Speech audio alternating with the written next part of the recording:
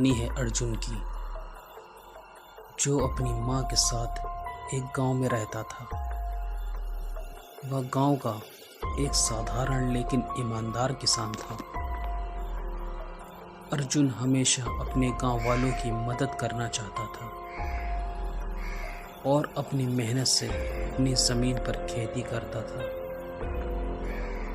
उसकी ज़िंदगी में एक ही ख्वाब था, अपने गांव को समृद्ध बनाना और अपने परिवार का भविष्य सुरक्षित करना। उसके पास कुछ ज़मीन थी जिसे वह अपनी मेहनत से सींच रहा था, लेकिन गांव में 3 दबंग और भ्रष्ट लोग, कैलाश, वीरेंद्र और नरसिंह, हमेशा से गांव की ज़मीनों पर कब्जा करते थे।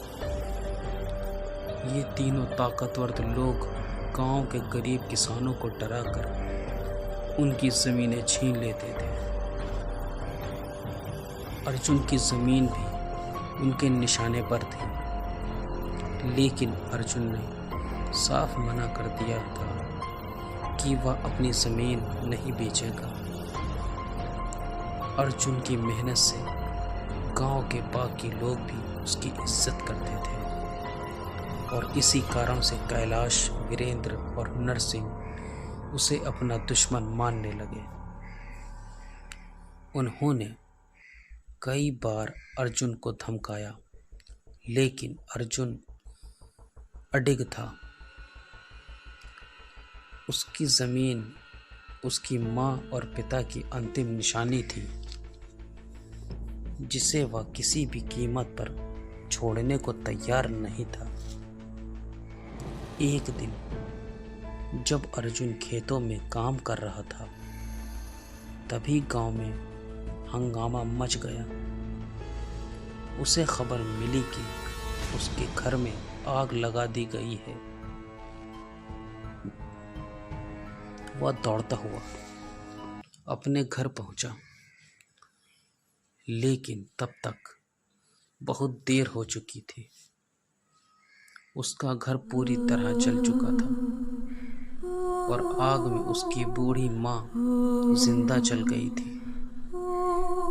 अर्जुन की आंखों के सामने उसकी दुनिया उजड़ चुकी थी। वह जानता था कि यह काम कैलाश, वीरेंद्र और नरसिंह का ही है।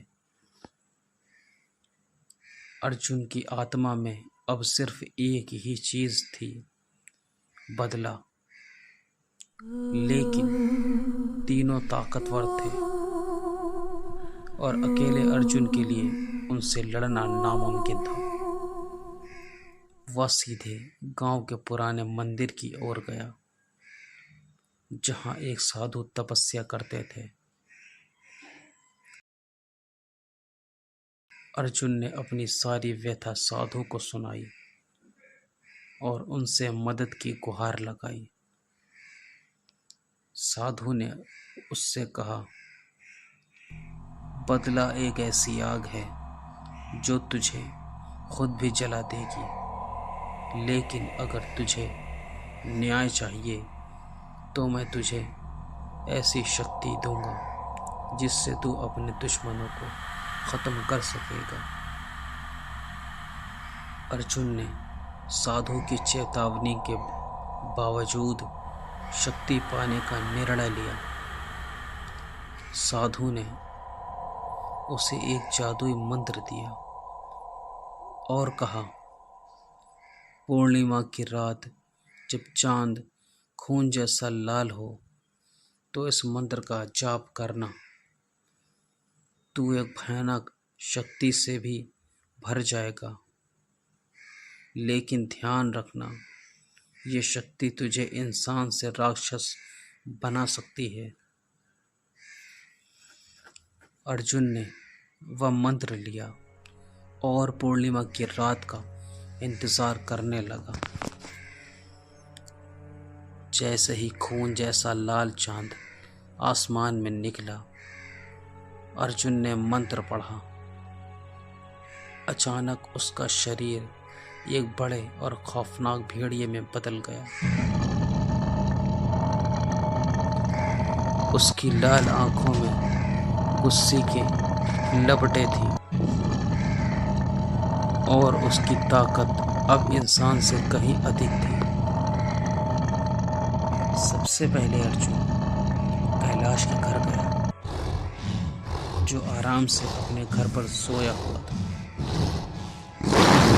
अर्जुन ने तुरंत ही एक बड़ी छलांग लगाई और कैलाश के ऊपर जा गिरा। अर्जुन ने तुरंत ही बड़ी ही बेदर्दी से कैलाश के गले पर वार किया और उसे जान से मार दिया। उसके बाद अर्जुन वीरेंद्र के घर पहुंचता है,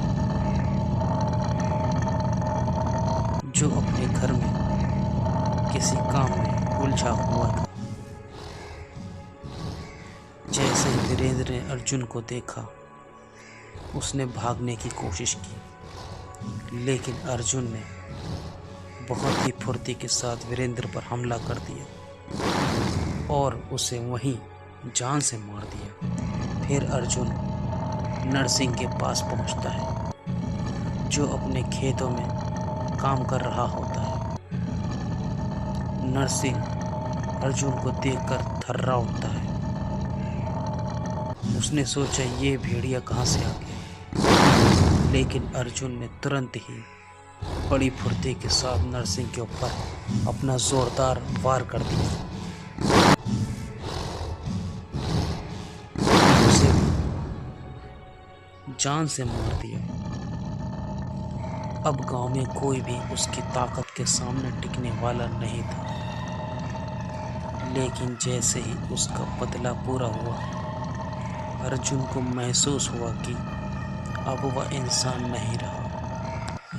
उसकी आत्मा में अंधेरा बस चुका था और वह हमेशा के लिए भेड़िया बन चुका था।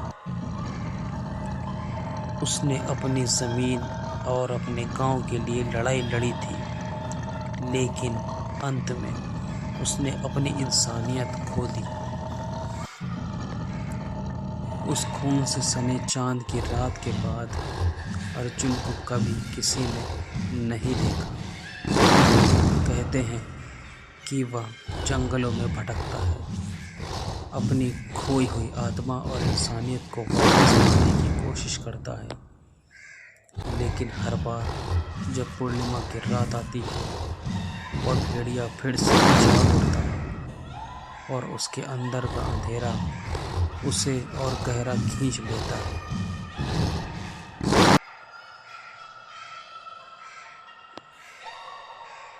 दोस्तों, इस नए दृष्टिकोण में अर्जुन का बदला प्रेम के लिए नहीं बल्कि ज़मीन और न्याय के लिए है। ये कहानी अब एक संघर्ष और न्याय की लड़ाई बन गई है, जिसमें अर्जुन ने अपनी इंसानियत खोकर न्याय पाया, लेकिन अंत में वह अपने अंदर का राक्षस नहीं रोक सका। दोस्तों, वीडियो अगर पसंद आई हो तो वीडियो को लाइक और हमारे चैनल को सब्सक्राइब कर दें। ऐसी खौफनाक वीडियो देखने के लिए हमारे चैनल पर बने रहें। फिर मिलेंगे नई वीडियो के साथ, जब तक के लिए गुड बाय।